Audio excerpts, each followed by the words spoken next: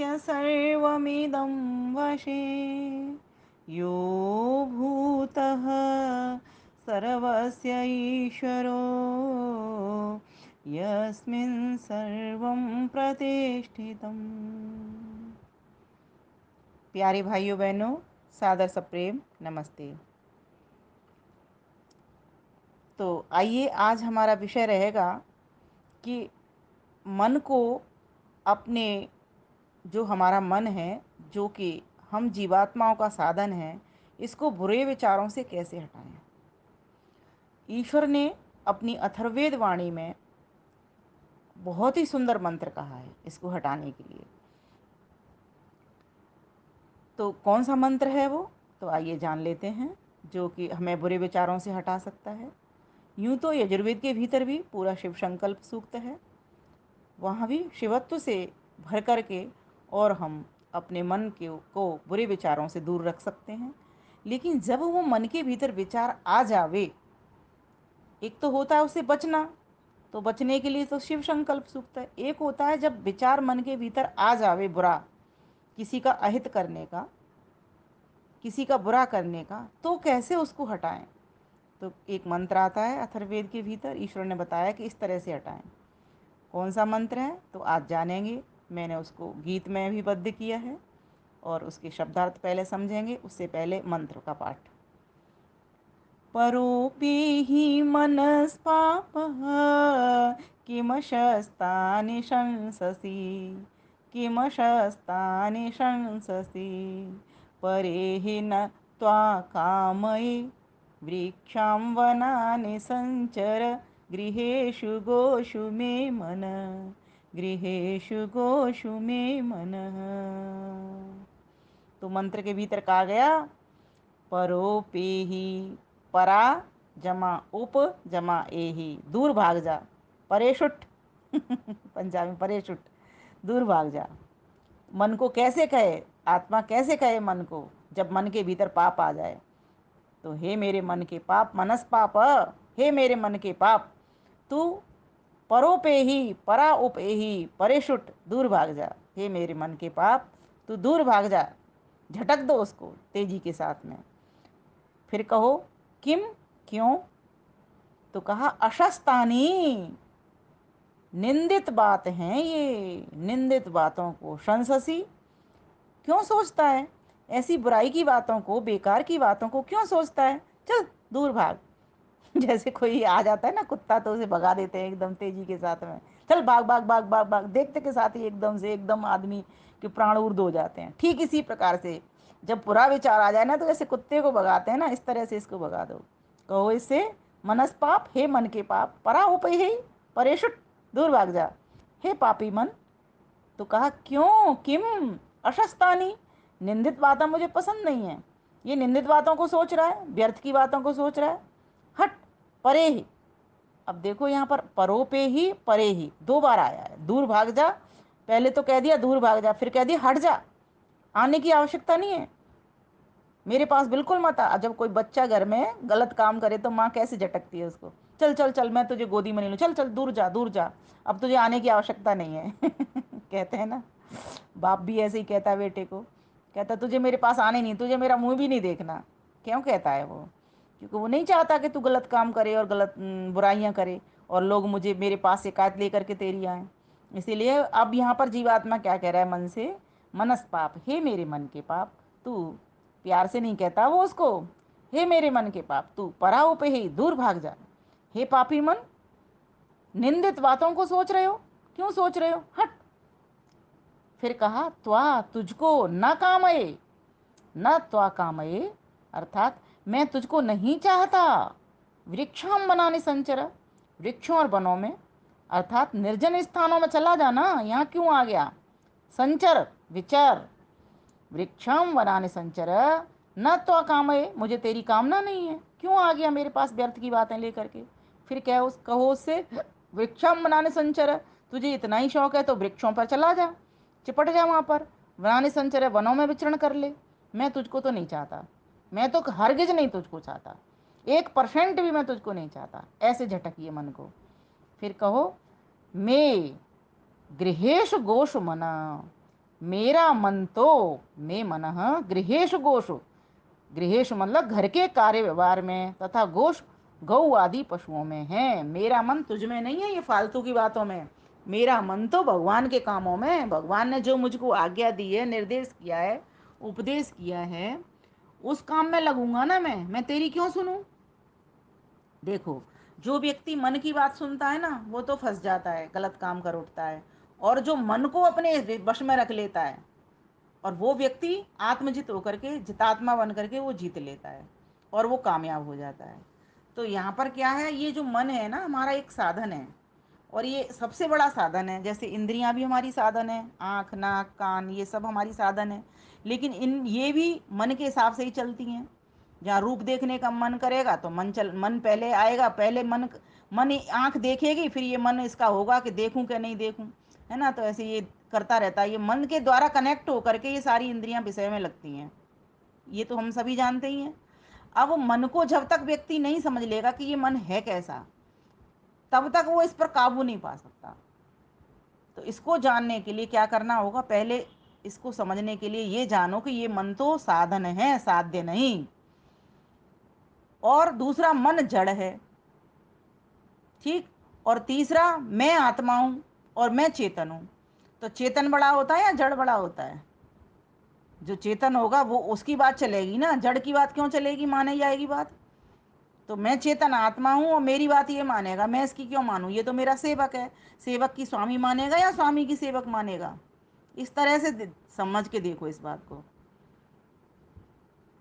तो क्या करना होगा हमको, इस मन के स्वभाव को पहले जो व्यक्ति समझ लेता है और अपने स्वभाव को समझ लेता है कि मैं इसके ऊपर हूं, ना कि ये मेरे ऊपर। ये तो मेरा सेवक है, कान पकड़ूंगा ये चल पड़ेगा वहां पर। तो इस प्रकार से इसके कान खींचिए। आप कहोगे मन के कान तो होते नहीं, मन के कान है ना ये, इसे झटको इसको, सेवक को। इस तरह से जैसे सेवक को पकड़ करके भगा देते हैं, अगर गलत काम करता है, चोरी करता है या काम नहीं करता वो ठीक से, तो भगाते हैं। या गलत जगह पर भेजा था सामान लेने के लिए और ले करके आ गया, कुछ करके आ गया कुछ और। तो इसी प्रकार से ये मन कर रहा है, लगाया था मैंने घर के कामों में और बीच में से विचार उठा करके ले आया, बुराई का भलाई का, निंदा का चुगली का, लड़ाई का झगड़े का। तो ऐसे ही इसको भी झटक दीजिए। हे बुरे मन, मेरे पास से चला जा। हे मन के पाप, मेरे पास तू आया क्यों। मुझे तेरी आवश्यकता नहीं है, न तो काम है, मुझे तेरी इच्छा बिल्कुल भी नहीं है। अगर तुझे इतना ही शौक है आने का, तो तू वहाँ पे जाना, जो निर्जन स्थान है, वहाँ चला चला जा, वहाँ पर चिपक जा उनसे। मैं तो अपने भगवान के कामों में लगा हुआ हूँ, मैं तो वेद स्वाध्याय कर रहा हूँ, गौ माता का बंधन कर रहा हूँ, गौ माता की सेवा करने पर लगाया हुआ हूँ, घर के सुंदर कार्यों को कर रहा हूँ, घर को मंदिर बनाने में लगा हुआ हूँ। तू मेरे पास क्यों आया। होता क्या है, ये जो मन है ना, ये संकल्प विकल्प की कल्पनाओं में ही उलझ करके रह जाता है। और अज्ञान के कारण क्या होता है, पाप वासनाएं इसको घेर लेती हैं। तो यहाँ पर परमात्मा से ये प्रार्थना की गई है, हे प्रभु, हे निर्विकल्प प्रभु, तू ही तो इन इंजनों को सुलझा सकता है, ये जो मेरी उलझन आती हैं बीच बीच में। और हे परमात्मा, तू मुझे बल दे, शक्ति दे, कि हम पाप विचार का संहार कर सकें, इन पाप के विचारों को उठा ही ना पावे और आ जाए तो इनको मार सकें। हे प्रभु, हे सम्माननीय, हे पूजनीय प्रभु, आप अब तो हमारे ऊपर ऐसी कृपा करो कि हमारा मन या तो आप में निमग्न रहे और या फिर वही संसार के उपकार के कार्यों में लग जाए। बस अब हम आपसे यही चाहते हैं, ये पाप हमें बिल्कुल भी नहीं चाहिए। इस तरीके के अशुभ अशिव अहितकर असंभव विचार अब हमें नहीं उठाने। और अगर आ जाते हैं तो परमात्मा मेरी सहायता कीजिए, मैं इसको फौरन भगा दूं, दुत्कार दूं। किसी का के प्रति जरा सा भी बुरा विचार, चाहे भले ही मेरा कोई व्यक्तिगत उसने अहित कर दिया, कोई चिंता की बात नहीं, लेकिन मेरे मन के भीतर एक भी उसके प्रति राग द्वेष से प्रभावित होकर के कोई भी बुरा विचार नहीं उठना चाहिए। इस प्रकार से इस मन को झटकिए, इस मन के स्वभाव को जानो। ये संकल्प भी इसके कारण से होता है, विकल्प भी इसके कारण से उठता है ना। संकल्प कहते हैं शुभ गुणों की इच्छा, विकल्प कहते हैं बुरे गुणों की इच्छा। तो दोनों काम इस मन के द्वारा होते हैं, मनन करता है ये। और ऐसे ही तीव्र, ये इसका एक और स्वभाव है, ये बहुत तेजी से भाग जाता है, अमेरिका पहुंच जाएगा फटाफट, पाकिस्तान पहुंच जाएगा फटाफट, भारत में आ जाएगा। ऐसी इसकी गति भी है। तीसरी, ये ज्ञान भी करवाने वाला होता है है ना। चौथा, इसका दिव्य गुण होता है, यही तो इसकी दिव्यता है, ये ईश्वर से भी मिलवा देता है और ये पतन में भी ले जाता है। और ये जब तक जन्म जन्मांतर तक साथ रहता है, जब तक ये मुक्त ना हो जाए व्यक्ति, तब तक, जब तक जीवात्मा मुक्त ना हो जाए तब तक ये साथ ही बना रहता है। इसी के कारण तो फिर और नया शरीर पाता है व्यक्ति। और जैसे जैसे इस, और सब सारे के सारे संस्कार इस मन के द्वारा ही इकट्ठे होते हैं आत्मा के पास। तो ये सूक्ष्म शरीर का पार्ट है, तो ये हमारे साथ ही चला जाता है जिस भी योनि में हम जाएं, क्योंकि योनियाँ भी इसी के कारण मिलती हैं। तो जिस दिन ये मन छूट जाएगा हमसे, उस दिन तो हमारी मुक्ति हो ही जाएगी, मोक्ष मिल ही जाएगा। तो ये बंधन का कराने वाला भी है और मोक्ष का कराने वाला भी है। और हर प्रकार के शुभ अशुभ मिश्रित कर्मों को भी कराता है, सकाम कर्मों को, और निष्काम कर्म भी इस मन से हो जाते हैं। भगवान के ध्यान में भी यही लगाने वाला है। और जब विपत्ति परेशानी आ जाए तो धैर्य भी यही कराने वाला है। और वर्तमान का भी, भूतकाल का भी और भविष्य काल का भी यही ज्ञान कराने वाला है। इसीलिए इस मन को अविनाशी भी कहा गया है। तो इस प्रकार से जब व्यक्ति इस मन को समझ लेता है ना, इस मन की को इस तरह देख लेता है कि ये साधन है और ये जड़ साधन है और ये मैं चेतन हूँ, अपने आप को इससे देखता है तौल करके, और ये मेरा सेवक है, मैं स्वामी हूँ, और इसका ये स्वभाव है, तो मेरी पकड़ में, ये कंट्रोल में कैसे आएगा। जब मालिक को ये अपने सेवक घर में कोई काम करता है, उसका स्वभाव पता लग जाती है, तो मालिक जो चतुर मालिक होता है वो फटाफट उस सेवक की थाह ले लेता है और उसको उसी तरीके से निकालता है जैसे उसको प्रवेश दिलाया था उसने। क्योंकि उसको उसकी कमजोरी पर, तो हम उसकी कमजोरी पर मार करें ना, हम उसकी कमजोरी पर वार करना सीखें। कमजोरी क्या है, कमजोरी क्या है उसकी, कि वो जड़ है, ये उसकी कमजोरी है, तो इस पर वार करें ना हम। और दूसरी बात, एक मन एक बार में एक जगह लगता है, तो क्यों नहीं हम इसको घर के कामों में लगा दें, ईश्वर के कामों में लगा दें, तो ये दूसरी जगह पाप विचार उठा ही नहीं पाएगा। व्यक्ति फालतू जब होता है ना, कहते हैं ना खाली दिमाग शैतान का घर, वो यही शैतान का घर, यही शैतानी करवाता है फिर।